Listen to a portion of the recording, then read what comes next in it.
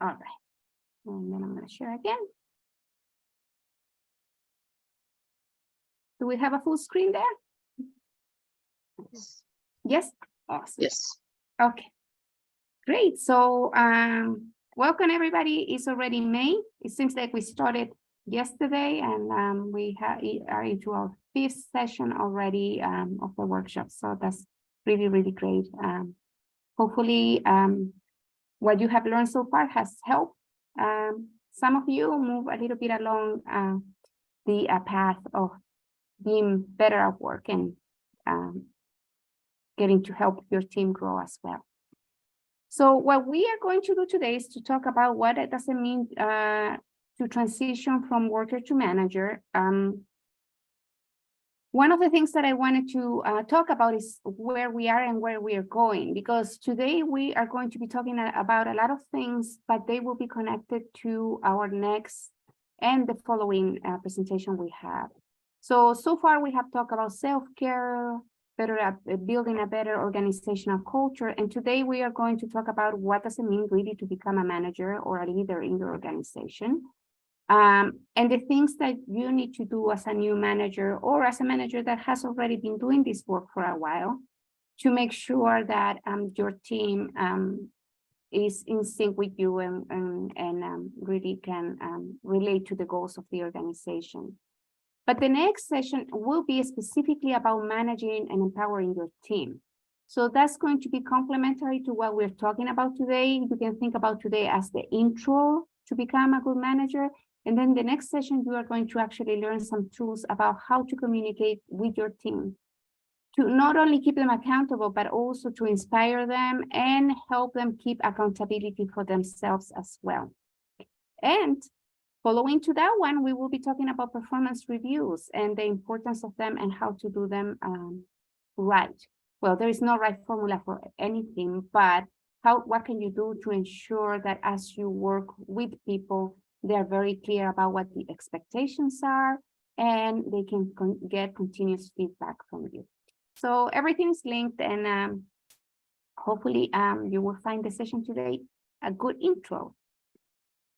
So in the agenda for today, we have, again, we start with intros. So everybody can talk a little bit about who they are and how things have worked out for them so far and where we are starting today as a group. We are going to talk about leadership and management. So we are going to talk about what is a good manager and a bad manager. And then we will talk about 5 principles to observe as a new manager or as a current manager that may have not had the opportunity to look at these things before. Then we will have a break. We will talk about why people get promoted to be managers and why people become managers. What are the main reasons people do that? And then how to set yourself up for success. The thing about becoming a manager is that most of us do not, like when we think about management, is that is the logical thing to do next as you grow in your career. But a lot of people don't put into a lot of thought what it is to become a manager. And so the idea is that we can talk about these things beforehand for whoever is looking to become a manager or would like to see whether being a manager is the right choice for them. So what we can expect for today is lots of conversations, a lot of learning, an opportunity for introspection, share our experiences so that we know we are not alone, and appeal to our collective wisdom so that we all can share the things that we know and learn more from one another. Our principles, which we review every time, is that we all have the opportunity to change things around us. It's not so much about what the other person is doing, because changing other people is very difficult, but what we can work on is really on changing ourselves.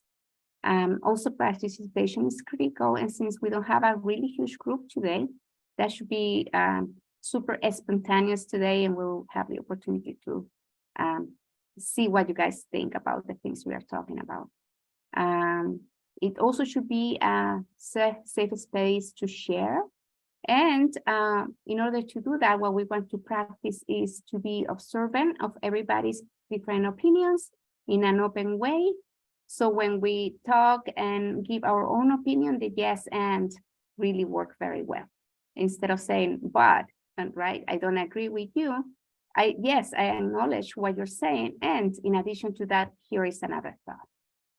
So any other principles you guys want to observe, or as we had at the last session, a little conversation about what you expect about the workshop today. So I'll open the floor for anyone that wants to share whether they have a guideline they would like to observe today or an expectation they have for the workshop today.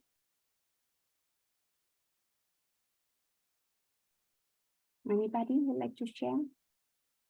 I'll call in volunteers. I like to know what kind of things. So I'm so focused on the fact that she may become a manager soon. Can you repeat the question? Yes, do you have any, first of all, any principle you would like to observe around this conversation? Let's say, for example, I don't know, respect everybody's opinion, that kind of thing. Or if you have any expectations for the workshop today. What you said about being a manager and is this the right thing for you? I think personally, like, I ask myself that all the time, like, is this the right thing for me? So that's kind of what I expect. I mean, I'm just looking for advice and, you know, I'll just take away from what you say and just listen. I'll be managing 2 people, so it's challenging. So we'll see. Awesome. Thank you for sharing. You're welcome. Anybody else would like to say if they have any expectations for today or rules that they would like to observe as we are together? April, go ahead. I'm trying to apply the principles learned today to think about ways. I don't manage anybody, although I have interned to manage this summer. I've managed people before, but I work in nonprofit, very small. So we're shifting and moving, people are leaving all the time. So I've had opportunity, but very, very short bursts of management. So I would like to kind of think about and ruminate how I could use these principles to one, support a young person who is just having their first work experience, but also how I might apply this as like mentoring my colleagues as well, using some of the principles just to have relationships with colleagues, to be better, you know, at working with them. I love that phrase, you know, that and phrase. Like I need to find more ways to incorporate that to help to support staff and other colleagues. Awesome. Thank you for sharing. Anybody else? Okay, we're good. Then we'll move into our next slide. There we go.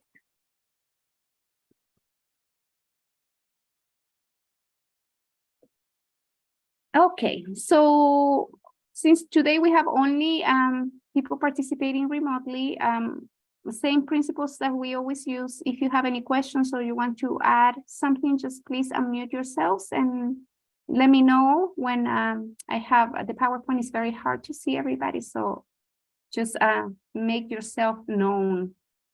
We will have a break in the middle. And it's my 7-minute break. And then we will be sending the PowerPoint and supporting documents and the survey, of course, after the presentation is done, probably early next week.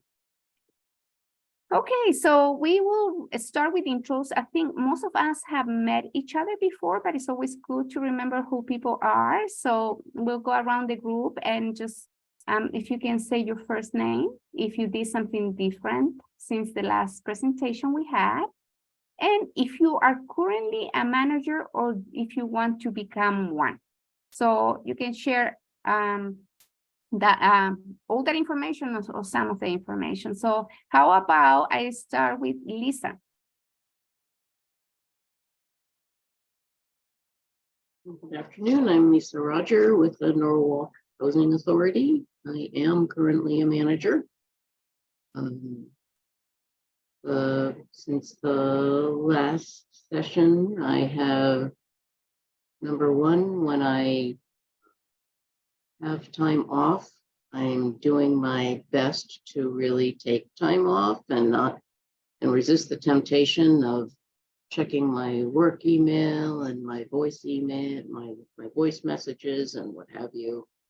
I have found that that really does give me a chance to kind of decompress more. But it's still tempting. And the other thing that happened since the last time there, we had a meeting, including some residents in our community, and it was really chaotic. There were a lot of people involved. Everybody had good intentions, but we weren't all in sync. So one person had some expectations and others had other expectations. We were dealing with 3 different languages. There was management, there was residents, there was our staff. It was, and again, we all had our piece, but it was really, the meeting was very awkward because we all had different expectations. And after the meeting, there was a lot of, this didn't happen, and he said, she said, what have you. And I took some time to analyze what was going on, and essentially, if we had all kind of had a pre-meeting to say, okay, so when we do our translations, this is the way it's going to work, and we need to keep to such and such a timeline, and just so that we were all in sync, it would have gone a lot better. So I did bring that up with my management. It's a slow process. So I'm hopeful that it was a positive interaction, I think. And I think the next time we have a meeting like this, it will hopefully go a lot better. And it can apply to not just the meetings that I have, but to our management meetings as well. So I'm hopeful that it will be well received. You're muted, Yvonne. Yeah, thank you. Thank you for sharing, Lisa. And I think one of the biggest things that when these situations happen, whether there is confusion or there is a meeting that doesn't go well, or is that at that time it seems very chaotic, right? And it seems like, oh, where did we go wrong? But then the opportunity to learn from what happened, it's amazing. And so when you take the time to learn and maybe work on fixing the processes of how things are being done, right? It provides you with an opportunity to grow and be much better as an organization. Now, the problem is when you let things go and the next time it happens again and it happens again. So your role as a manager was so important in that sense by taking the steps to try to remedy what may have happened at that meeting and see if things can be done. So that shows a lot of initiative as a manager and how you are looking for the best of the organization. So thank you for doing that. I'm sure people do appreciate it. I'm going to pick on Evelyn now. And so whether you're a manager or not, if you have done something differently since the last presentation. Okay, so again, my name is Evelyn and I work for St. Joseph Planning Center. I'm not a manager by title. I am a senior lead employee at my agency and relied on as a lead employee agency in the agency. So, I've been a leader for a long time and I love teaching people and I love learning from people. But I'm here because I would like to make sure that that's what I want, that I want to go into the next step as a manager where I am. So, I'll see what I learn and this is really for me, so we'll see. This will give me some assurance, the training. Thank you. Awesome. Thank you, Evelyn. You're welcome. Sharon, do you want to share? Sure. And I actually unmuted this time. My name is Sharon Rose, and I'm with the Norwalk Housing Authority. I work with the fearless Lisa, the wonderful Lisa, I must say. I thank you because this class had gotten me to be a little braver when I don't like to be, confrontational, but the last couple class about toxic, working with toxic people.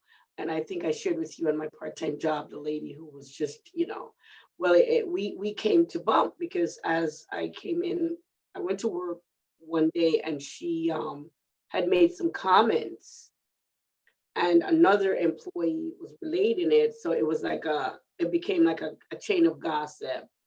And some of them, the comments she made, it was like she didn't call a name, but she was pointing, like she was saying, oh, so and so, but not in the way that you would know it's you. So I asked the young lady, I said, do you mind if I speak with her about the comments she's making? Would that offend you that I would repeat this back to her and say, that's not right?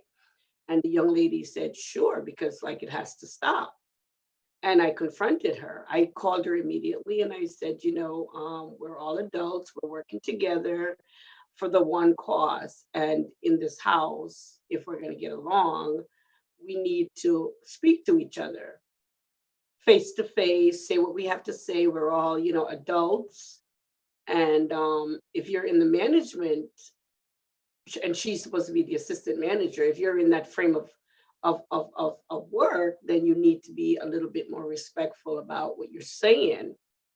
And she was just blown away because she couldn't believe like somebody finally said something to her. She's like, da, da, da, da, and she starts, and I just kind of like cut it off. And I said, listen, I'm just telling you what I like and who I am. And you can go from that point on.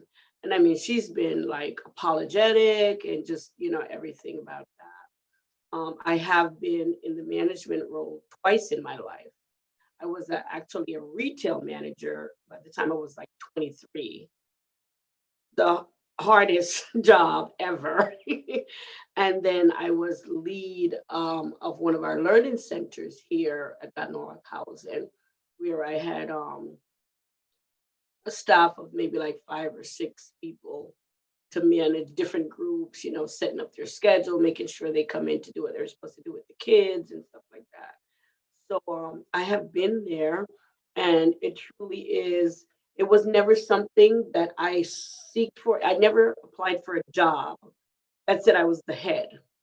Whenever I look for a job, it was just, I just get thrown into those positions as I'm working. Somebody else say, okay, she's manager material or whatever. And that's how I've gotten my positions. It's never me seeking them. But it is hard work. And I love to get more and more, information on how to go about, dealing with being in the management field. Thank you, Sharon. It's there's so many of the things you have said are so relatable, and we'll get there. So I'm not gonna start talking too soon about how do we end up being a manager, but what you mentioned is very, very common.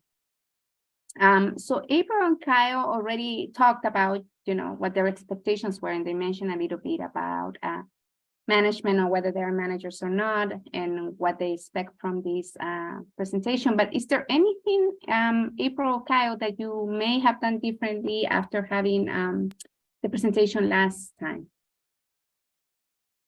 For me, one of the biggest takeaways was like, don't be the tone police. There's a lot of, most frequently, when I was talking about that one employee that I had an issue with, there's just a lot of like really passive aggressive type of comments all the time, not directed at me, just in general. And it comes, I understand, from a place of frustration on her part for many levels. But I made it a point to be like, don't take that toxicity, just that's hers. She owns it. Nothing I could do to please her would ever change that. So it's information she's she's submitting or emitting. That's it. So I had to really kind of shift that, like, don't let it get to me. That's just her. So that was a big one for me. Awesome. Thank you. Oh, and I Kyle, also wanted to say, apologies. sorry. I work from home predominantly, so I have several screens. So the presentation is on one screen. So if I'm not looking at you, it's not I'm paying attention. I can see the presentation and then you guys. So I just wanted to let you know that. Thank you. Go ahead, Kyle. Yeah, the one thing I changed, kind of similar to what April said. I kind of took away like how to change my tone. And it was funny when you said about like the last class with your face and like how sometimes your resting face is like a frown. So like at the office, I realized that I don't come across as like approachable because like I'm not a morning person by any means. And I work from home most of the time too. So like when I have to go to the office, I have to travel like an hour and a half. And it's like, I don't like sitting in traffic. So like I took away from last time, like just changing my tone and my attitude. Like I realized that I'm not just at home with my dog anymore. I have to like work with people and like be approachable. So I took that away from last time. So thank you. Wow, amazing. Very, very nice. Thank And you. I know Katie is on the background, but if you want to say anything, Katie, you're more than welcome to. If you stay quiet, that's fine too. All right. So let's get back into that presentation and let's start talking about leadership and management. With this full screen, and we're moving to the next. So the first thing I want to say about my style and what I think about leadership and management is that I tend to use both concepts interchangeably. I know a lot of people, most of the industries do want to separate what it means to be a leader versus being a manager. But I believe that that vision or that separation can be very limiting for people, especially for middle management, because we are not giving them the tools or the talk about becoming a leader early on. So by the time they reach the ranks in the organizations that are higher, they may be ill prepared for what the next level is. And I really think that we are all leaders, whether we are managing people or not. We are own leaders in our speech, in the way that we communicate, and in our organizations. So taking a leadership approach independently of where you are, I think is very important. And also when you are a manager or a leader, you always have to have results, which is imperative for organizations to move along. So for me personally, separating them does not serve people right, especially if you are in the path of growing professionally. So I want you to think about yourselves as a leader and a manager, no matter what you're doing. That being said, I will talk really a little bit about what the difference between, or what the general industries talk about, what are the difference between management and leadership. And I found this very easy way to think about it. So management is really about measurable business outcomes and numbers. A manager in an organization is to be bringing results that look in certain way. So it's the person that really is directing people directly to get those results. And leadership is about the people who create those results. Now, if you're a manager and you're working with people, you will have to take a leadership role because those people need to bring the results in for you. So again, here goes to my point of it really does not make a lot of sense to separate both concepts and think about the leader as this person that is supposed to be super inspirational, be above everything, right? And then think about the manager as the person that is managing every single little detail so the work gets done right. Because I think that it is a combination of both. In order for you to be successful as a manager, you need to have early on in your career a lot of leadership skills and start exercising them early. So I wanted to talk to you and see your experiences, and I'm going to type this on the screen as we go. So let me just get out of that PowerPoint the way it is and be able to type, because I want to know from you in your careers, what have you observed that makes a good manager and makes a bad manager? I'm sure all of you have experienced that kind of a situation in which some people that you have worked with are really good at doing their job as a manager, and other people may not be as good. So I will start taking notes, and we'll add to our shared knowledge here. So what does it make a good manager? Or what have you observed directly from managers that you really liked and you thought they were doing a really good job that they did all the time?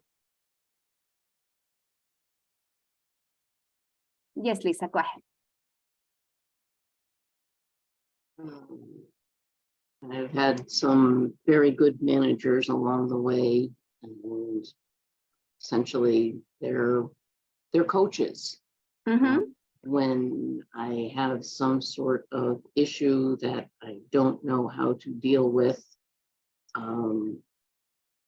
they can provide guidance and kind of put me on a right path to when I get stuck. Uh-huh. And when you say coaching, what does that look like? It can come in a number of different forms.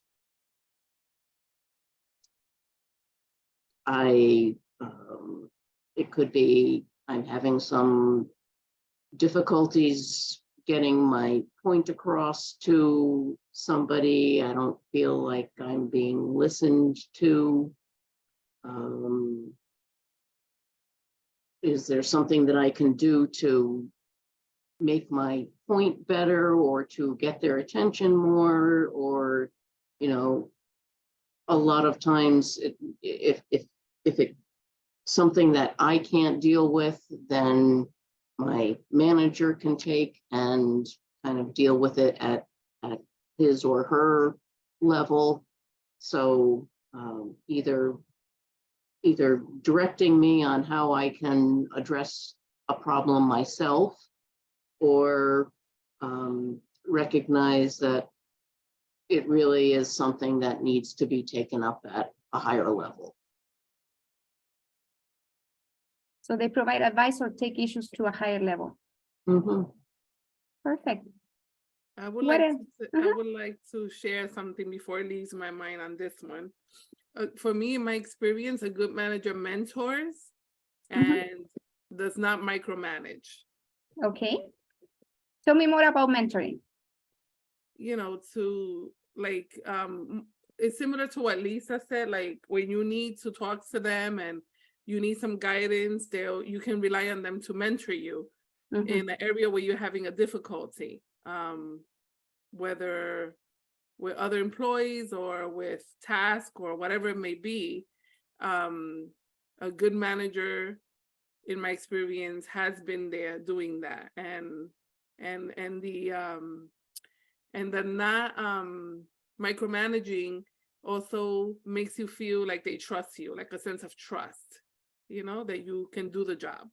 So I think those two are very crucial for me and my experience, and and for me to give that back to others. Awesome. Thank you. You're welcome. Anybody else would like to chime in with what kind of things have you observed in good managers throughout your careers? I would say a good manager listens to what you say and doesn't, just listens to your requests, and your concerns. Like if there's something wrong in the department, they listen to what you're saying and not just say like, oh, well, this is the way that we do it, So listening is super important for someone that is a good manager. To me.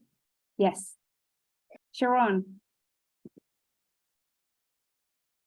You're on mute.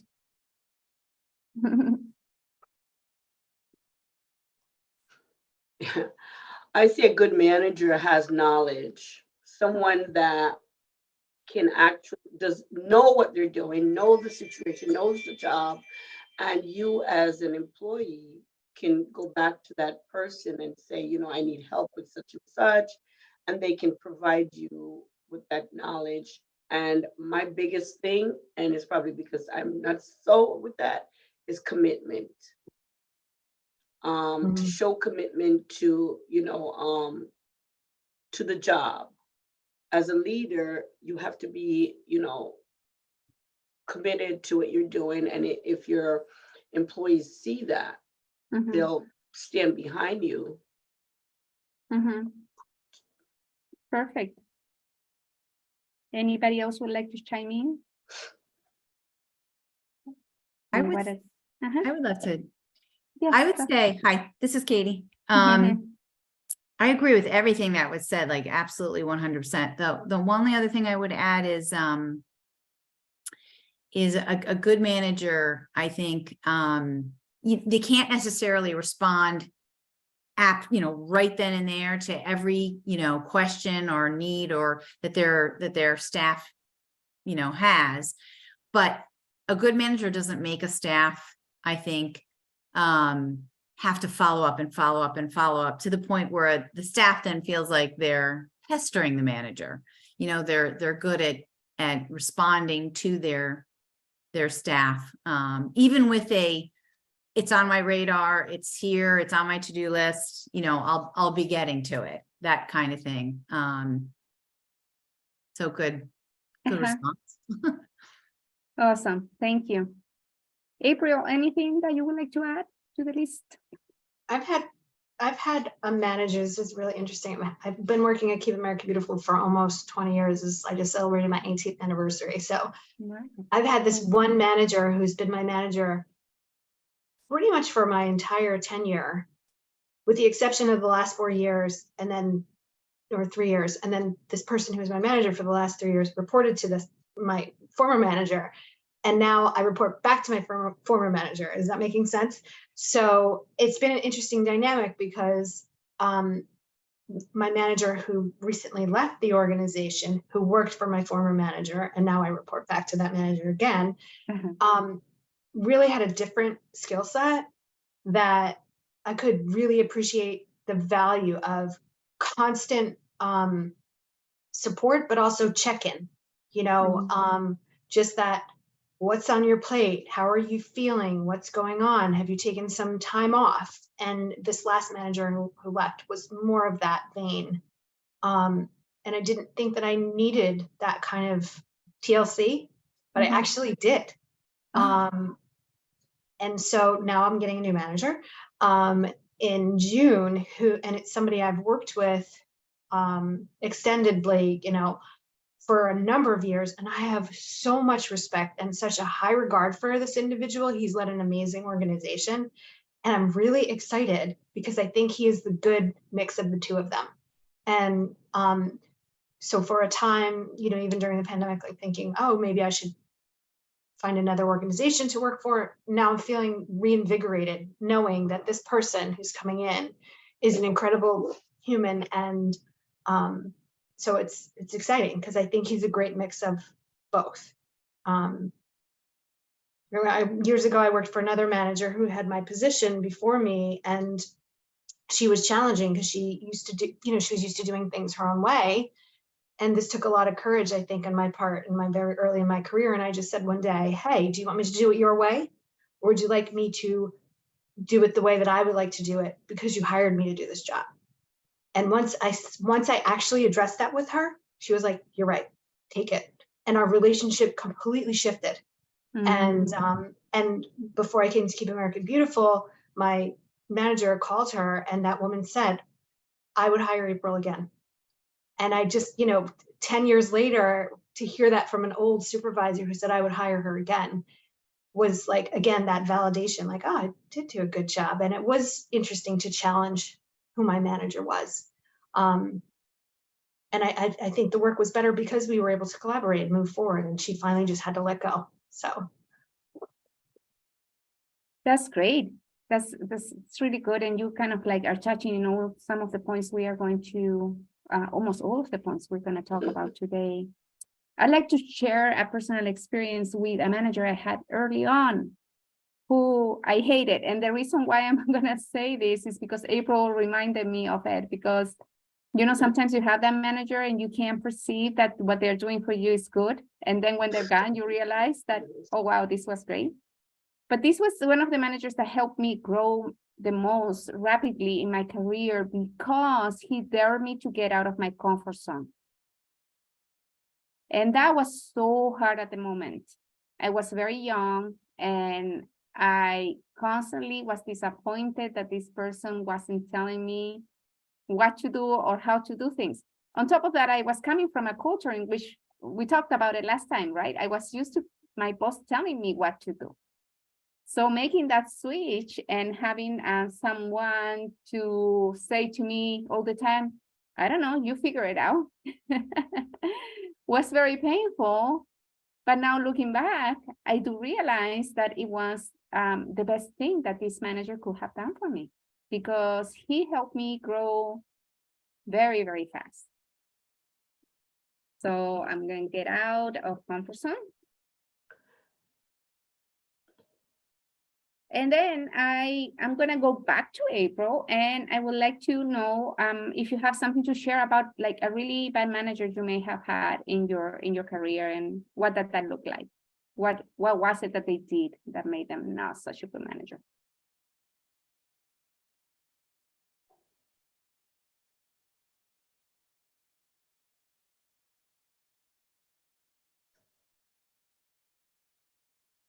April, do you have any ideas?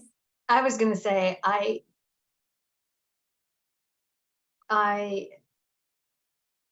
probably was so traumatized by this bad manager that I put this person out of my memory. I'm sorry, I'm okay. reconnecting you with your trauma. That's okay, it's good. When I started my career, I was in public relations and I worked for a big computer company, and had a big product launch, and it was huge, and I had a lot of responsibility on my shoulders. And I don't think my manager trusted me to do the work, one, because I was so green and so young, and this was a really high profile client. But rather than just be communicative and say, this is a big deal, and I need you to be on your A game, and how can I help you be on your A game? She just she was just like nitpicky, and standing over my shoulders. Tell me how you would pitch this. Try it again. Do it again. And I just shut down. And at that moment, I was like, you know what? I don't want to sell another computer for another company to make their bottom line. I want to get into nonprofit work. This is not for me. Mm-hmm. And so in that trauma, it gave me an opportunity to be like, really, is this what you want to do? Sell another computer to make some guy at the top who's super rich? Or do you want to do something really good? And I will say that soon after that, she fired me. And it was probably the best thing she could have done for me in my career. And so that was a huge lesson, and a life lesson that set me on a different career path. So she was horrible, and I wasn't great at that job, and she let me go. And I learned a lot from that. It was failure, but it was a positive situation in the long run. So a micromanager that does not show trust, right? Thank you for sharing that, April. And I'm sorry, I had you bring that memory back into your life. Sharon, looks like you unmuted yourself. Oh, I was just thinking about communications, like everything you guys were saying, I've practically experienced, but communications, and one end, you're talking about someone that pushed you to doing your best by not telling you what to do. And I'm that person. I like to take the initiative. So we're talking about initiative, but what happens to the fact that when you do take the initiative, you have a manager that says, I don't want it that way, but won't tell you how to do it. Uh-huh. See, that's a problem. If you move this over here, and they don't want it over there. Mhm. They don't say, okay, let's work together. Maybe we can decide how to do it. It's my way or don't move it. Mm, Those are the kind of things that gets to me. right. And if you're the kind of person that likes to take the initiative, it blocks you. Because I don't wait for people to tell me what to do. I go in, I see it's done, and I do it. Hmm. But if you have So, somebody that's blocking you, how do you handle that? right. And if on top of that, they're blocking you and they're not telling you how that they want it done, right? Exactly. Because you Exactly. either provide freedom for people to do what they want to do, or if you have a fixed way of doing something, not everything, you have to communicate how you want it done. Right. Mm-hmm. Not everything, though. If Not you want to everything. tell people everything and the way they should do it, you may as well do it yourself. Exactly. Uh-huh. Exactly. And but that's what happens to her though. She Right. ended up doing everything by herself because she doesn't give, because when I first started at the home, I said, she complains about doing everything. And I said, well, have you told them or even leave them instructions on saying, tonight while you're here, do this or do that. And if you don't leave instructions and they don't do anything because they said, well, when I do it, she comes back and say, why did you do it that way? Uh-huh. Yep. So that's Absolutely. definitely bad management. Anybody else would like to chime in with other type of bad manager behaviors you have seen? I'll say one. A bad manager would probably focus on like blaming rather than showing a solution to the problem. Mm-hmm.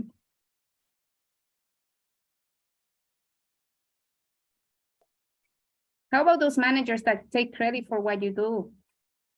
Oh yeah, that too. Just what you said, it made me think of that, right? Because sometimes they go hand in hand. Yeah. Anything else? Another one is like maybe like a sense of entitlement, like because they have that title manager, Mm-hmm. maybe Mm-hmm. Absolutely. Anything else? Bad managers?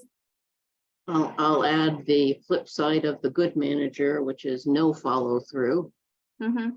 or lack of follow through. Yep. And also, I call it being dumped on. Manager saying, oh, so-and-so is too busy, Mm-hmm. so you have to do this. Oh. Without any sense of, don't you think I have my own work to do without Uh-huh. taking on somebody else's responsibility?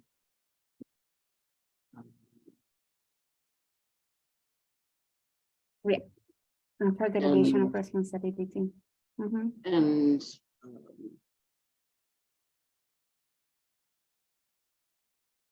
I'd say a lack of empathy Mm-hmm.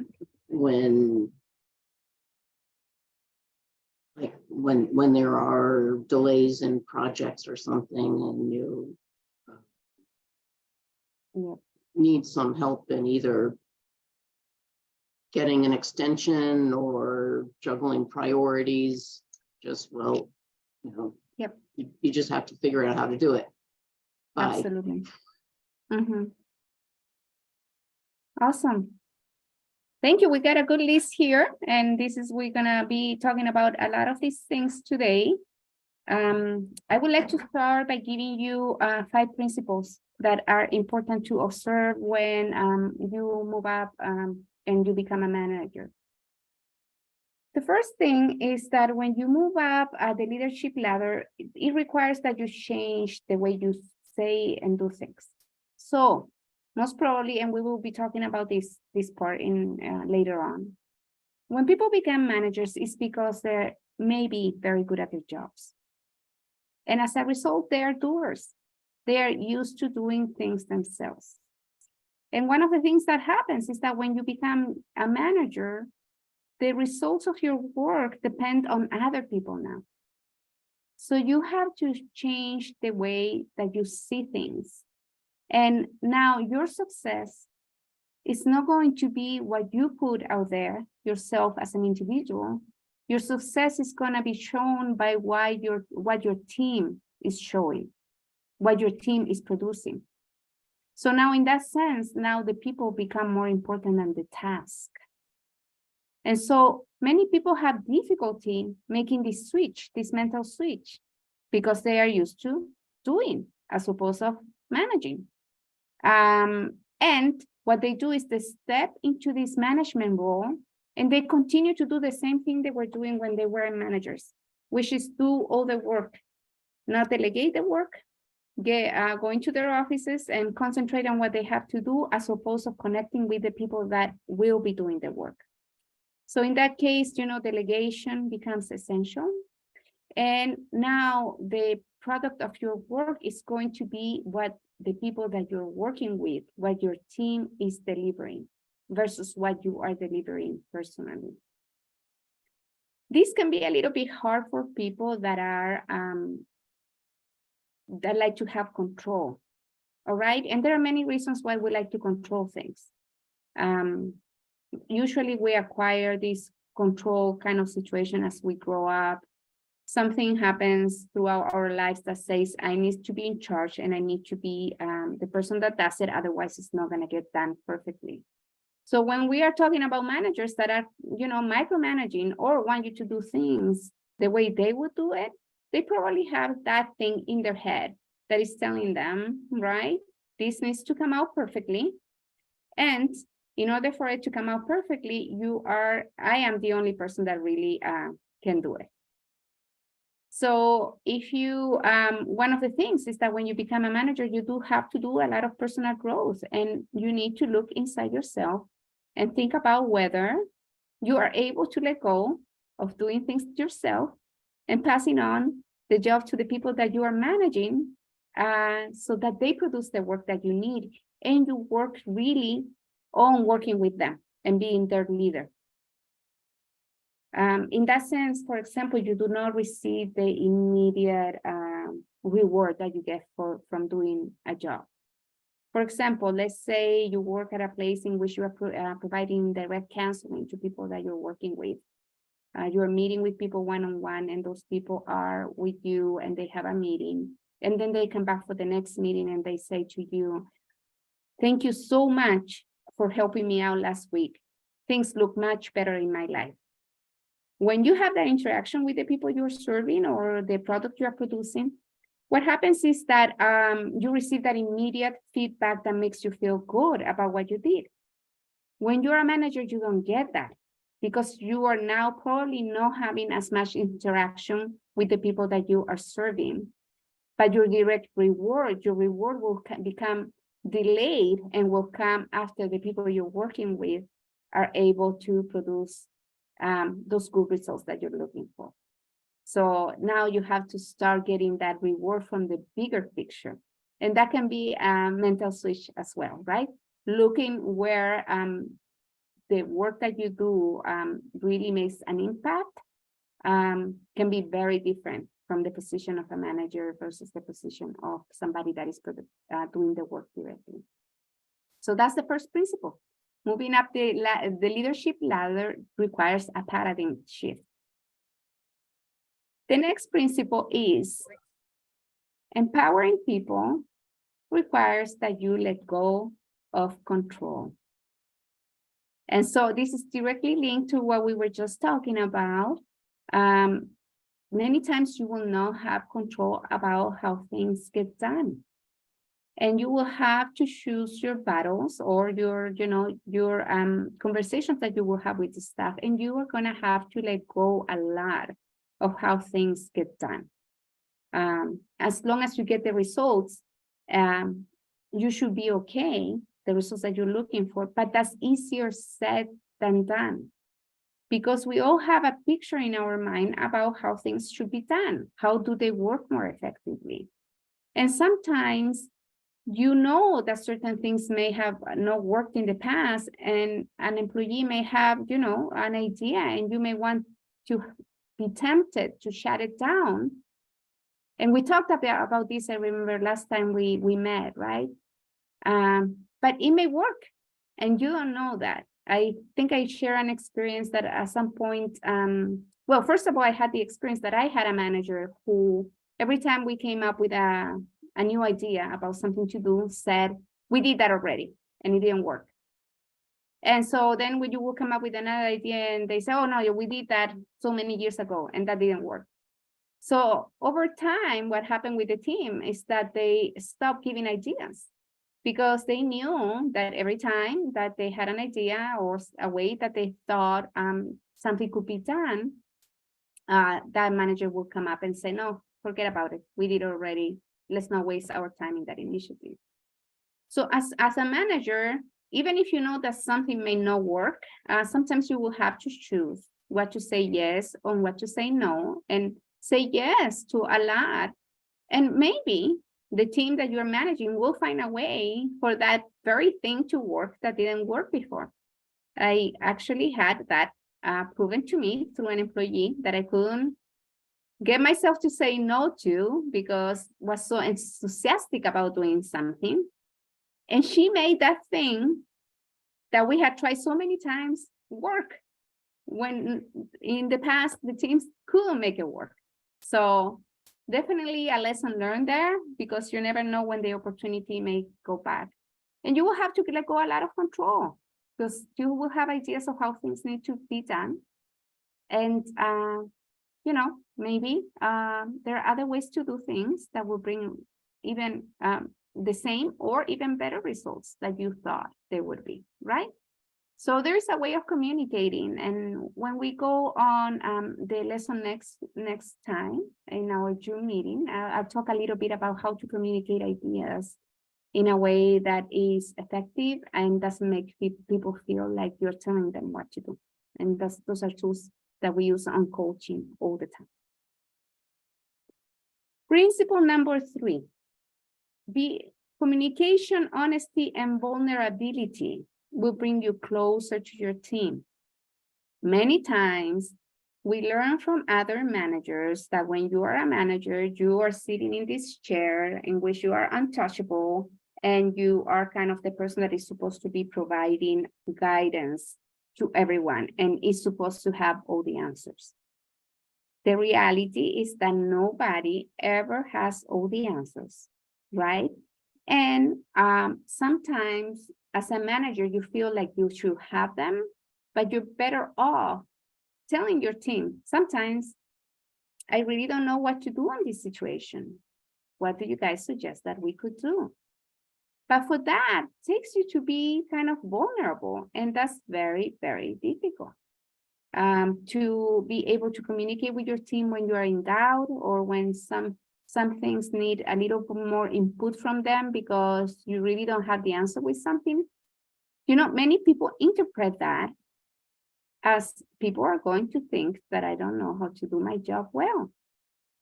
So becoming vulnerable can be very, very difficult, and communicating that vulnerability with honesty can also be very difficult.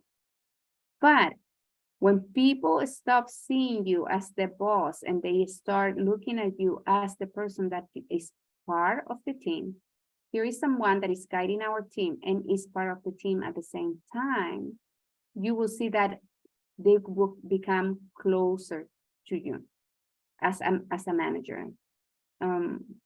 Yes, again, and I'm going to repeat myself, many times our culture shows the managers as someone that is supposed to have all the answers.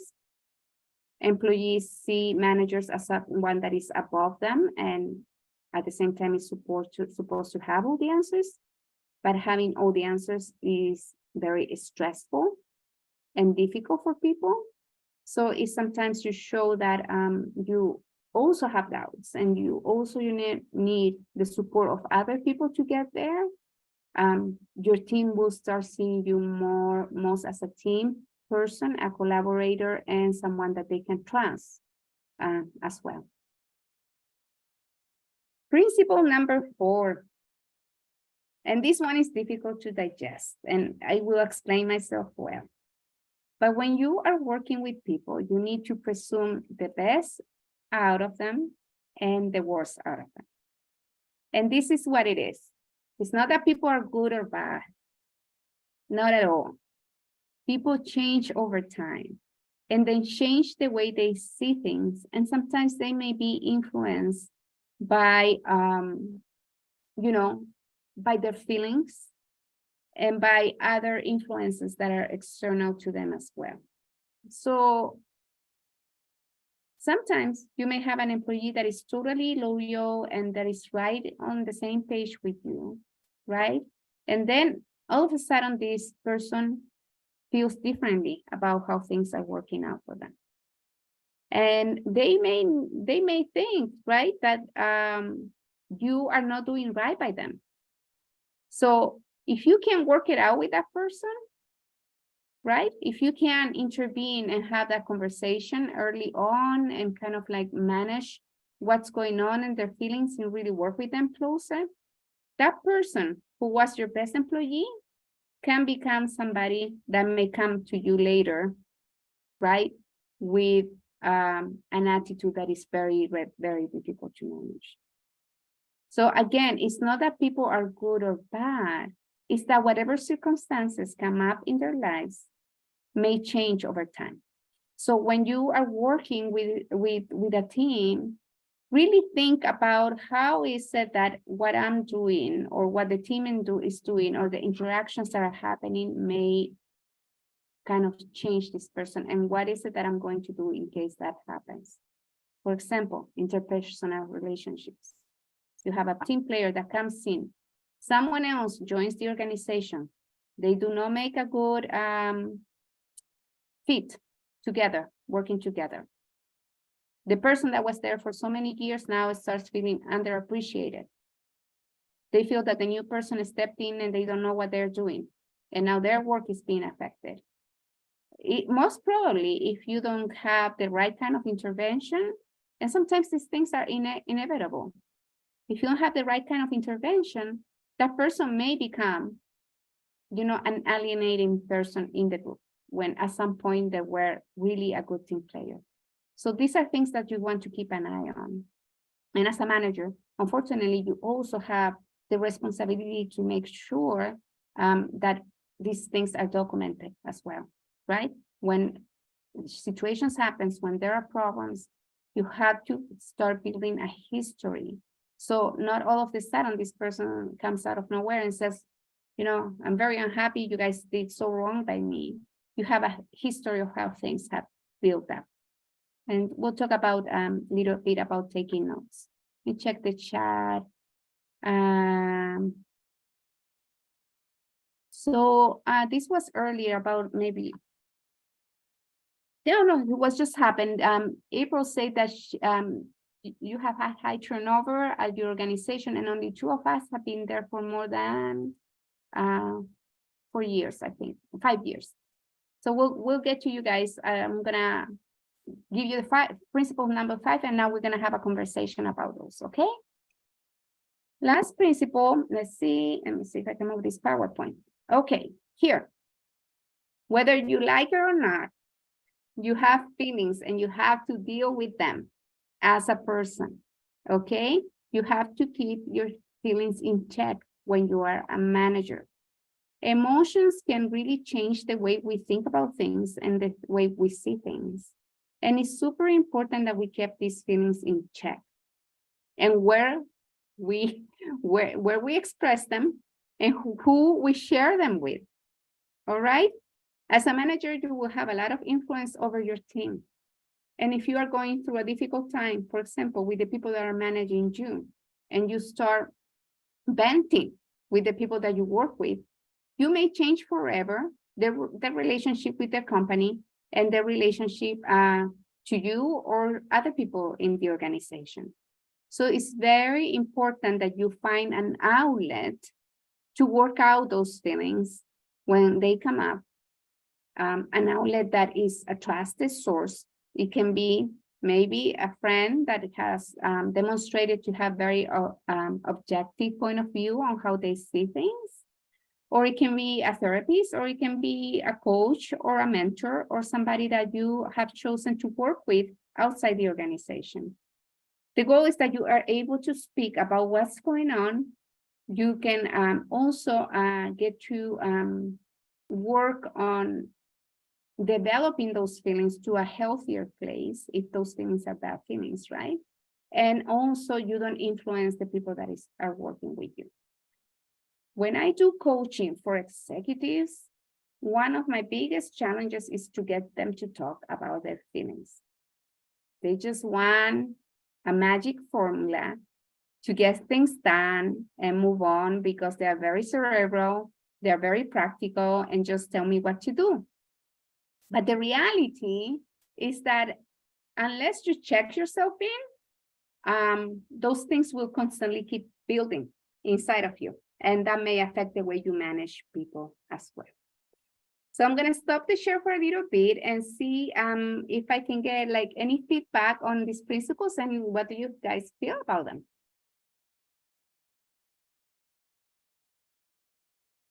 Can anybody relate to this? I like what you said about putting your feelings aside, or not like aside, but like dealing with your feelings. Yeah, that one stood out to me. Yeah, I mean, feelings are natural. And before many of you joined, Evelyn and Katie were talking, we were having a conversation about how, you know, other people's reactions to what we have to say arise certain feelings for us, right? And how do we deal with them? So, April, you have your hand up. Oh, I was gonna add, you said, what was the last principle? Can you show me that one again? Sure. Or I don't know if it was the last one or the one before that. It was, this one is the feelings one, and the one before is about, let me see, let me go back. Presume the best and the worst in people. Is that the one? I think that's the one. Uh-huh.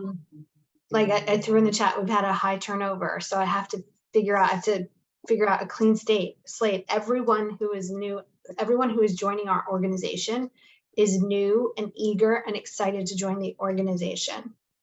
So I have to really put all of my, whatever bias there may be on where they live, because now we're pretty much all remote. We used to all be in Stanford, but the pandemic came and then everybody just like sunflower seeds just went everywhere.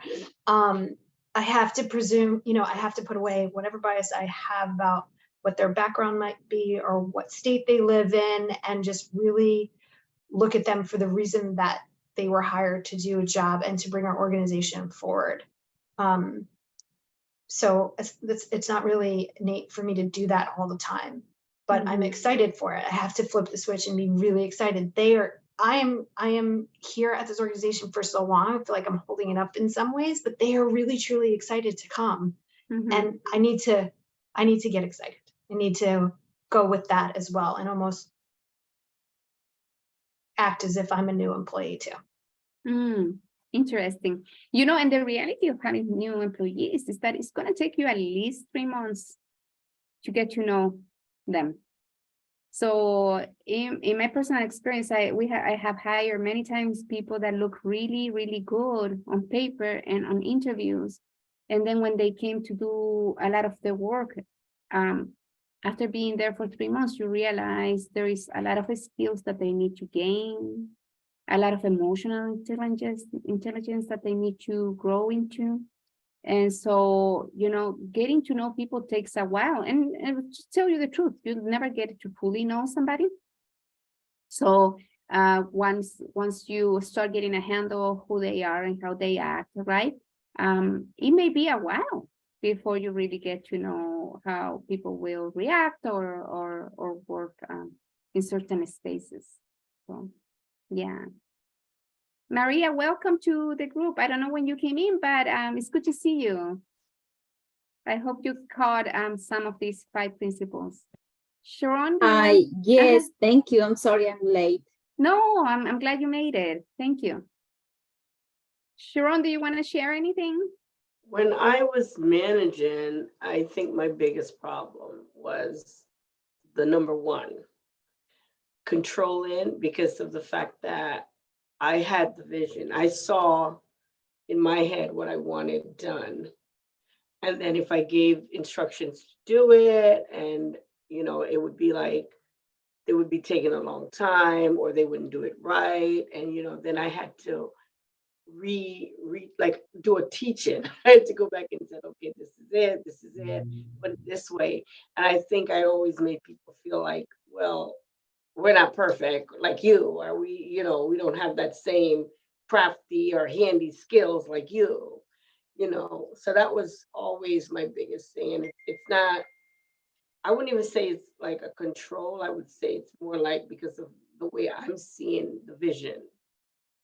This is how I want it done. And so it needs to be done this way, and I admit that that is one of my biggest problem in delegation. It's like they're not going to do it right. That is correct. And if you have a lot of experience too, is, you have done it many times, that doing things in a certain way may work better, Yes. but sometimes you have to let it go, right? Because people I've need to learned learn on that. their own. Mhm. Absolutely. Thank you for sharing that. Sure. Evelyn, you unmuted yourself. Do you want to share Yeah, something? I was gonna say about the last principle 5, whether you want to deal with it or not, you also have feelings. And I think it was Kyle that mentioned that one of you in the team mentioned about the feelings. That could be very difficult for people, but I think that more practice and keeping mindful of the goal of the job, and validating each other, and just keeping, the goal while you're there. And I think sometimes, it's really hard to manage, but we are people and people are dealing with, like you said, also, it's not that people are bad or good, it's circumstances in our life change. And I think that's where communication is important. Like the last training that we had, just making sure that people are informed. If the agency is small enough, this can happen, but if it gets too big, it's hard for it to happen. But when you work within your team, like I had a coworker tell me recently, she's not in my current office, but she said, I remember that you're so good at letting people know when you were having a bad day, because you didn't want people to take it personal because you're always so bubbly and cheery. So, it's just communication is so important, because we all have things going on in our lives. And like you said, it's more about the circumstances than people being bad or good. Thank you. That adds so much to that point, Evelyn. Thank you so much for sharing that. Because sometimes we feel like, we need our privacy and we don't want to tell anybody what's going on in our lives. But then we are working with a group that doesn't understand why we're not looking so good that day, or we are just having a bad week. So communicating in some manner that, here I am, I'm a person, and there's something going on in my life right now that is keeping me from being my best this week will really help the whole team. All right. Anything else before we go on a break? Just add that related to the paradigm shift, when you start becoming a manager, part of that manager role is, in my opinion, being a buffer, whether that's a buffer to people or to projects, essentially taking away the noise so that the team can do what they're supposed to do and focus on their priorities, as opposed to getting dragged into all kinds of other things, and especially when it comes to dealing with other difficult people. Yeah, that's a great way to put it, because when you are a manager, especially if you're a middle manager, and even if you are at the top, you are really in the middle, right? You have people you have to respond to, and then you have a team that you have to guide, and you are the buffer in between, right? So there is a lot of thinking that goes on, and how do we communicate what my bosses want me to accomplish in a way that my team can manage it and handle it. So, all right, so we're gonna take a little break. We'll be back. Let me just check the time because I'm 3 hours behind. I don't want to give you the wrong time. 1:47. It was 1:47, so we will get back at 1:54, 7 minutes. We're back. All right. Hi, everybody. So Katie had to leave, but she sent a quick chat note there, thanking everybody for attending the workshop today. All right, so let's move into the next part of the presentation after our 7-minute break. And these are, we're going to talk a little bit about reasons why individuals are promoted to managers. And at the same time, I would love to hear from you if you can think of other reasons. But the number one reason why people get promoted as managers is because, first of all, they're really good at their job, which can kind of tell you that this person may be a doer. So where we think about them change in the way of thinking about the job, that is really, really key. They're also good at delivering results. They have acquired expertise over the years on what they're doing. Sometimes we will get promoted because they have a position of privilege within the organization. And, they may know somebody, right? And we have seen this happen. I don't know if it happens so much in nonprofit, but you see it a lot happening in corporations. Sometimes they are promoted by a badly trained manager. What I mean is that manager doesn't know the skills a manager should have, so they promote people that may not be ready to be managers yet. Or the position is to be filled and there is no one else available. That happens a lot too, right? We need somebody to be in charge of this team. This is the only person that we can see who be doing this job, or we didn't have candidates that fit exactly what we needed. And here we're gonna put this person as a manager and deal with it as it is. It's especially hard when you are working with leadership teams to help them see that somebody may not be a good fit for the position. And that's one of the things that, I do in my daily job. It's kind of like, okay, let's analyze how this person has performed so far and whether putting them in this position right now is the right time or if they need more training. Now, here are the reasons why individuals decide to become managers. First of all, they think they are supposed to. So one of the things is that in our culture, we do here, we tend to think that the only way to become better at your job is to become managers, to keep moving up that ladder of managing people.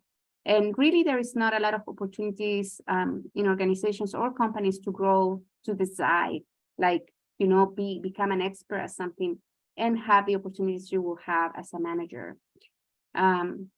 As a result, sometimes people think that this is the only, or not think, but they are quite right that this is the only opportunity that they have to receive an increased salary that is significant, right? One time I was networking and I met with somebody and she said, well, yes, I need to become a manager. And I said to her, do you really want to be a manager? And she said, no, but it's the only way I can make more money. My company will not, if I don't become a manager, I will not be able to earn what I really need to earn. And this is my only way. They may also want to obtain better benefits, which when you are a manager, you may get, for example, more vacation time and other ways in which you are compensated. Sometimes people they like the industry or the job they're doing a lot. And so when they think about becoming a manager, they think about making a greater impact because they love what they're doing very much. And some people like to become managers because they like people. And that's probably the best reason to become a manager, is that you like working with others, than the other reasons. But really, we are kind of stuck in culture, and it's not only this culture, many cultures feel that way, in which there is no way to grow sideways. There's no way to be better compensated for becoming a real good expert on what you do. The only way to really grow is keep moving up. And many times that can be very difficult for people. There is plenty of people who are meant to be experts, and they are not meant to lead teams.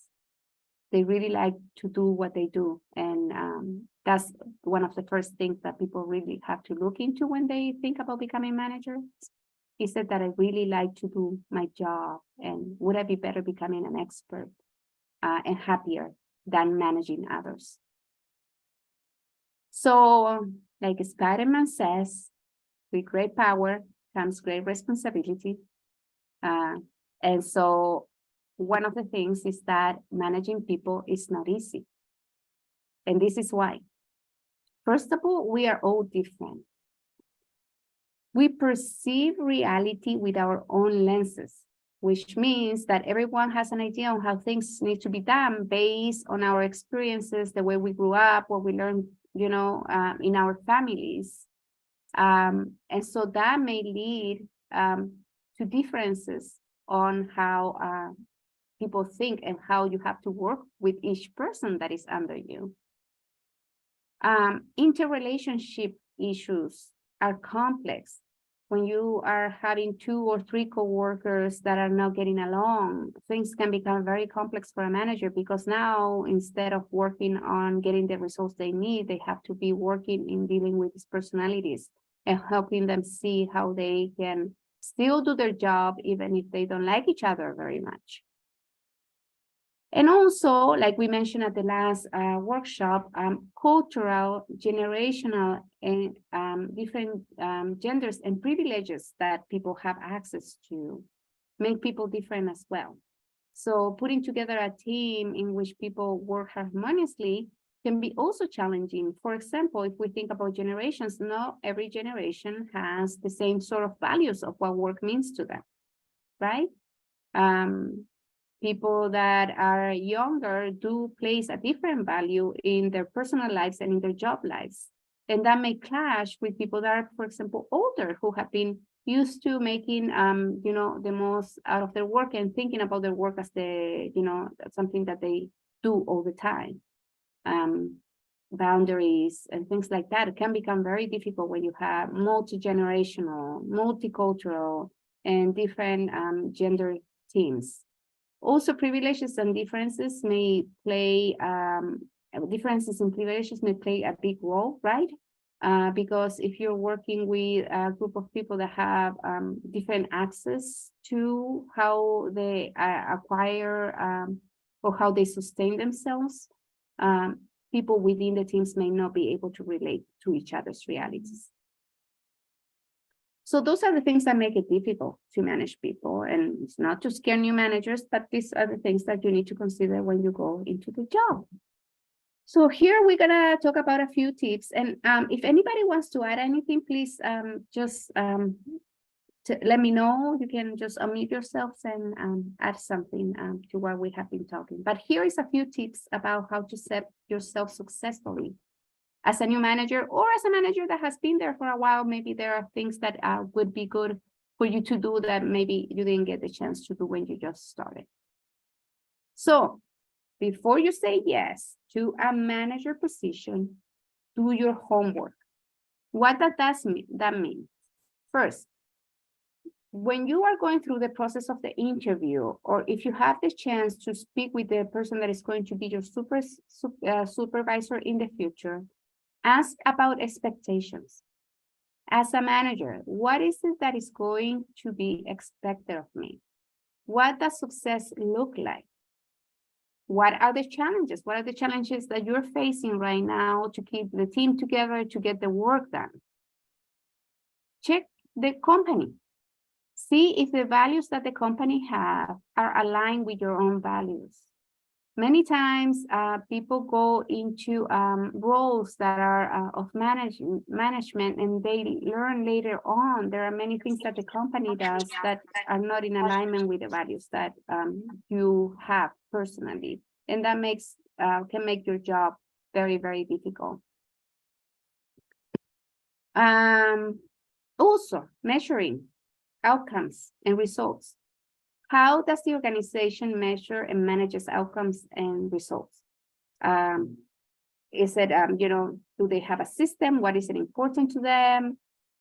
These are things that you need to learn way in advance. Are you prepared, right, to work on this? What do they use? Like, objectives and key results? Do they use performance improvements? What is it that they use to manage their outcomes and measures? And also, very importantly, ask about the tools that you will have available to make your job successful. For example, what kind of software will be available to me to use as a manager to work with my team? Do you have an HR sort of software in which I can kind of like put feedback and notes and things that I may be working with? Is the software I need to be trained for? What kind of software are we using to measure our results? How is the organization measuring the results, and in which way? Do we have a calendar, shared calendar that we will be working with so that we know we can be in sync with the team? I think today there are so many tools out there and many software that can be used. And specifically to your work, the kind of work that you're doing, whether you are working with people or you are manufacturing something, right? What is it that I need and I will have available for me to do my job well? The next thing is onboarding and ongoing training. As a new manager, what kind of training are you going to be able to access? Because as a manager, you always have to keep on improving your own skills, that you can improve the skills of your team. Ongoing training is very important, but also onboarding so that you know what's happening, what's going on. What kind of support will I have from my team? The people that are at my same level. Do they meet weekly? Do they give each other feedback? Who can I go to for support when I have questions? And also, is there any mentoring available in the organization or outside the organization that can help me get started on the right foot and continue doing my work well? So these are things that are important to ask before if you're going to join an organization, important to ask them beforehand. If you're going to be promoted within, it's important to ask the people that you are working with these questions as well. Other things that can set you up for success, to be a successful manager. Once you join, first, learn about your team. Have informal conversations with them. Ask them to tell you their story in the company. What is it that they love the most about their job? What would they like to change? Get to know them. And this is important whether you are joining a new organization or whether you are getting promoted within. The fact that you work with these people before doesn't mean that you necessarily know what their priorities are. So taking a new approach and getting to have these conversations can be very beneficial for you to start learning about them right in the beginning. I had here, if you get promoted between this conversation is even more important. Don't assume that you know this group. Being a coworker at the same level with somebody can be very different to becoming their manager and how they interact with you. So it's very important that you get to know them right in the beginning. Next one, work on yourself. Continuously develop your emotional intelligence. This is very like a key thing for a manager is to be able to grow the EQ constantly, learn, take classes, read books. Every single piece is going to get you to be at a better place and you will learn a little something. Always seek clarity, whether you are communicating with your team, and we talked about some of the tools last time we did the workshop, right, that you can use to seek clarity, or whether you are receiving instructions from the team that is managing you above or your peers. Always make sure that you seek clarity and understanding on what you are, what is expected of you and what is expected of your team. Next, learn about your communication style and improve it. You can talk to a friend, you can talk to somebody that can be close to you and see whether when you communicate, really you are coming across as somebody that is communicating clearly in a manner that people receive well. Kyle did share an example with us earlier on about, how people may perceive her when she goes to the office. That was super, important, right? So when you're communicating, whether you're communicating with your voice and what you're saying, or you're communicating physically with your expressions, face, and the way you move, seek to improve it and work with others to really get better at it. Pursue training. Training will keep you motivated too. So you do the work every day and so on, and then you go out, you take a little break for yourself, you learn something new. It really helps becoming renewed and coming back with new ideas to your role. Next one, maintain. First of all, with your staff, stay visible and accessible. Many managers fail to do this. They go into their office because they have a lot of things to get done. Because, being a manager is not only about being a manager, you also have work to do, right? And they close the door and they, go on into doing what they are supposed to do and never maintain this visibility with their staff. Make sure you say hi to your team every morning. Even if they come in and they don't say hi to you, when you see them, make sure they know that you are acknowledging their presence in the office, and become accessible. Open door policies are good. You can find some boundaries on that by deciding, okay, my door is going to be open for any questions between 10 and 11:30 a.m. And then the rest of the time I need to take time to do work that needs concentration. But it's important that your team knows that you are there for them when they need you. Use at least 15% of your time to connect with people throughout your week. So that means in a day, maybe 1 hour to 1 hour and 25 minutes or so, and throughout a day, just that you take the time to connect with people and check in and see how they are doing. And also pay attention to what they tell you and remember those things. For example, if somebody, and some people do this very naturally, for others that are introverts and they're very kind of expert-like on what they do, it's not so natural to remember that someone, is having a graduation for the kid next week. So if a good manager will remember and say the following week, how was the graduation? Like, did your family have a good time? And people really appreciate that kind of connection. And although you don't need to, and it's better that you are not friends with the people that you are supervising, you want to have that personal touch as a manager. When problems arise or there are questions, resist the temptation of giving quick answers. Instead of giving quick answers and telling people exactly, what you would do, be a facilitator and provide guidance for people. Always answer a question, maybe not always, but sometimes it's more appropriate to answer the question with, what do you think is best? What would you do? Having that kind of communication will empower your team, and also will let them know that you trust them, that their opinion and the way they see things is kind of like something that you're looking for. People will feel more confident as well. So sometimes you may have a quick answer. Sometimes I tell people, do you want an answer or do you want me to help you figure out what is best for you? And if people say, no, just give me the quick answer, we go with that, right? So it's kind of a balancing act of when to give an answer and tell people what they're looking for. Because even though people want to be independent, they also need your guidance. So it's kind of a balancing act there. And the best way to know what people want is just to ask them. It's so funny. We tend to assume that we know what people want and we never ask. And if you ask, it's very easy. People will tell you. And keep a can-do and solution-focused mentality. All right? Coming up with problems is easy. A lot of people can say, hey, here's the problem. Okay, how about you give me the solution? Like, okay, we got a challenge here. What do you think would be a solution for something like that?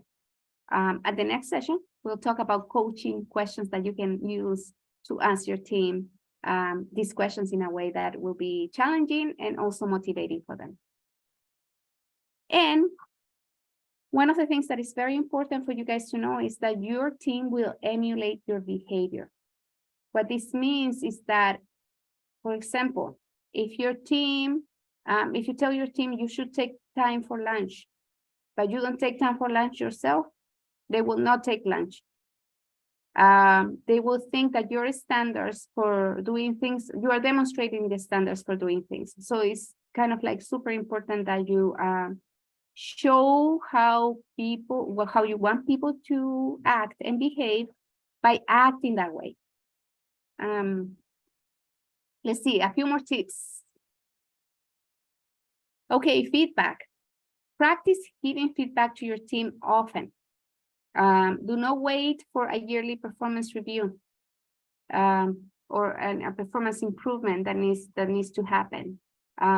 If you do it weekly or even sometimes daily, it will work really well because you can do things and fix them as they go. Get better at receiving feedback yourself. Ask for it frequently. You don't be asking all the time because then people is gonna say, well, this person doesn't know what they're doing. But like, ask your team, give me feedback about, my response at the meeting at the time. What do you think of it? Give me feedback about whether I communicate clearly. One very important thing when you ask for feedback is don't catch people off guard. Because, people have to think too, right? So if you say, oh, listen, I would love to have a feedback session with you. Like, I really would like to get some feedback from you on what do you think of my management style? Just let them know in advance so people can be prepared as well. So, or even if it's about something that happened at a meeting or something, just let them know that you will be looking for the feedback in advance. And keep quick notes of your interactions with your team. People will really remember if you remember something about them. And remembering something about a team of 8 people is very, very hard, unless you have like really good memory for that. But if you start a conversation with someone and you say, hey, I remember last week you were saying to me that this was your challenge. How are things? And we talked about it and, you figure out a solution. How are things working out for you? Your team will really appreciate that you are able to go back to them and remember what they talked about before. So having quick notes about your team and the dynamics and what you see will be very helpful for you, because with everything you will have going on in your plate, it's almost impossible to ask you, to remember exactly what happened last time or a month ago, something that will be appreciated by people. And we'll talk about being prepared to meet with people in a second as well. Important, make the wins of your team about the wins that you get as a group about your team. Give them the proper credit. Whenever you have the chance, you give them proper credit within the team, when you have meetings, when there are larger meetings that are organizational. Talk about the things that your team is doing really well and what they have accomplished. That's super important for people. And if there is a mistake or something doesn't go well, take ownership over it. Giving leader will put the wins on their team and will put the mistakes on themselves. People really appreciate that. And also take ownership for your personal mistakes. Like not everybody has the right answer. We all kind of like sometimes make decisions that are not the best. And it's very important to acknowledge that. That will keep you very connected to your team, and also they will realize that there's this human piece of you that, the vulnerability we were talking about earlier on. If you're able to talk about the things that didn't work out so well, whether it's for you or your team will see you more as this leader that is sitting like in this big chair, someone that is really in connection with them. Next one, make your team feel safe. They need to know that they can speak openly about your concerns. So most of the time, a way to make your team feel safe is the reaction you have to something they tell you. And this is when checking your feelings and keeping them in check becomes very important. If there is something that, was a big no-no, something that happened that shouldn't have happened, instead of reacting in the way you're feeling right now, right? You're reacting and you're letting your emotions out. Just take a second, breathe in, and look for a way to communicate what has happened in a way that they feel safe. If you are reacting very strongly about things that they tell you, they will stop coming to you and telling you what is concerning them. And this is super important. Be prepared for meetings. Every time that you're going to meet with a staff member, take 5 minutes, or with your team, take 5 minutes to read over what is it that you talked about before, what is it that you're going to talk about this time, and be prepared. There is nothing worse than looking forward to a meeting with your supervisor and getting that supervisor in the meeting 5 minutes later, asking for, forgiveness for being late. And then on top of that, not knowing what you guys were supposed to do. For people, it's important. They usually get ready to speak to the supervisor. Some people don't, but if you show up prepared for a meeting, people will start emulating that as well. And they will show up prepared for meetings because they know that that is the expectation. It's also the best use of your valuable time. Why would you want to meet if you're not ready for a meeting, right? So if you need to reconnect or tell people, listen, I did not get time, can we meet 15 minutes later so I can be ready? That's perfectly acceptable. And be a better listener than a speaker. Listen to your team more than you speak. I know, again, I don't think people are so much like that anymore, but they thought of bosses being like the big answer and the person that had to have the perfect speech and the person that had to know everything. Now I think we understand better that listening is a much better tool than speaking your mind and saying, oh, well, this is the direction and this is how I'm going to inspire you to do what to do. Being a manager can be difficult if you think you have to do it all. But if you put a lot of it in your team, right, and you look for the inspiration within your team, they will feel more motivated, and at the same time, you won't have to do all the work yourself. You won't have to do all the thinking because people will be bringing the best of themselves to the table as well. So those are the tips. And like I said, we are a little bit before a schedule, but I wanted to check in with you and see if you had any things that you would like to add to this. I see a question from April here, which is It's always me. Sorry, no, troublemaker. it's great. Do you want to talk about it? Yeah, I loved what you said about recognize an employee for an employee and a manager as a manager, but organizations don't work that way. There's like salary bands and like, I remember talking, to someone who was in our HR department and was like, well, why can't Larry step up? Doesn't he want anything more than being a director? And you know what? He was really good at his level and his job. And they took it as apathy, not as like a positive attribute. And and we ultimately lost him due to the pandemic. Like he was let go of the organization as an example. But that to me was just it was such a missed opportunity. And when there are salary bands based on your level, how, I don't know what the answer is, and maybe nobody's figured it out yet. Yeah, I've seen some talks, about, for example, the tech companies, software companies are moving more towards the level of compensating people for being an expert higher than for being a manager. Because in those kind of companies, you see that expertise means a lot. And I don't know when the movement is going to go into other areas of other organizations, but you are so right. Some people are really good at what they do, And that's what they love to do. And they recognize that managing other people is not the thing for them to do. And yet other people feel like, oh, you know, I don't want to grow. I just have apathy and I want to stay exactly where I am. But it doesn't necessarily mean that. It means that the person really is using their abilities to their best fit. Yeah. And it's important to recognize that.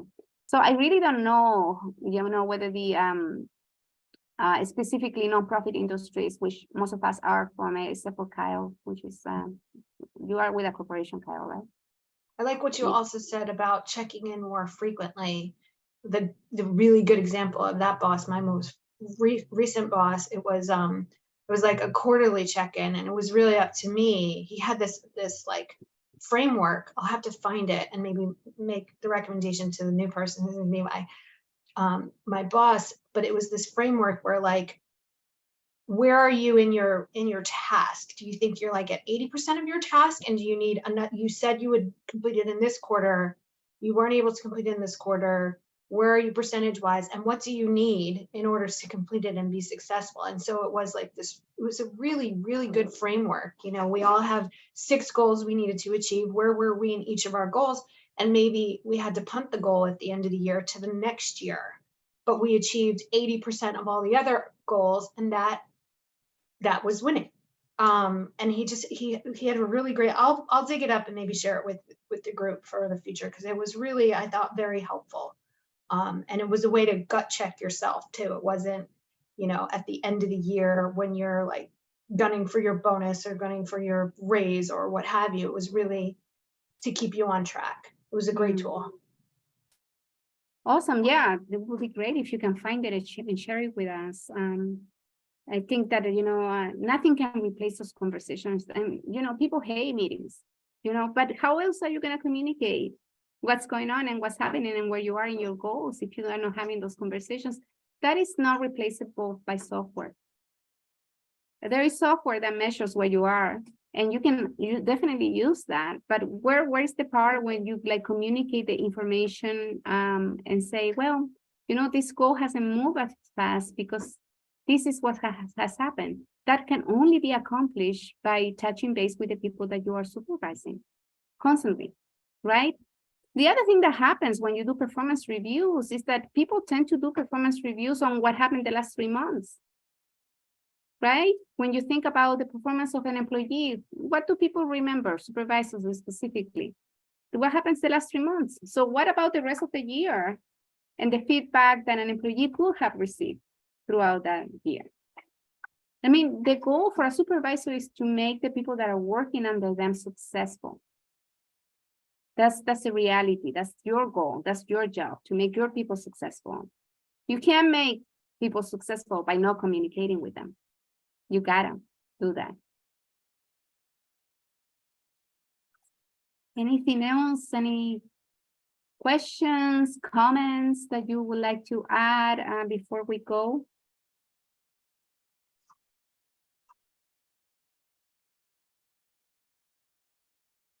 Maria, you didn't say anything today. I'm not gonna let you go without saying a little something. Well, I'm going to say thank you very much. It's very good and important information. And I just think it's very unfortunate that the only way for people to get a good raise is by becoming a manager and supervisor. And so that makes harder on the teams, because then the wrong people goes into leadership. And a manager position is not just about being an expert on whatever you do, but it's also being an expert on people. And I say that because when I was hired as a supervisor at the beginning, I had a lot of problems because I didn't used to value relationships. I used to value results and money. And that was a big problem for the team and for myself, because it was hard. But I was very fortunate that I have great leadership and helped me grow. become a little better or less bad. Thank you for sharing that. When we were talking last week about, communication and, I mean, last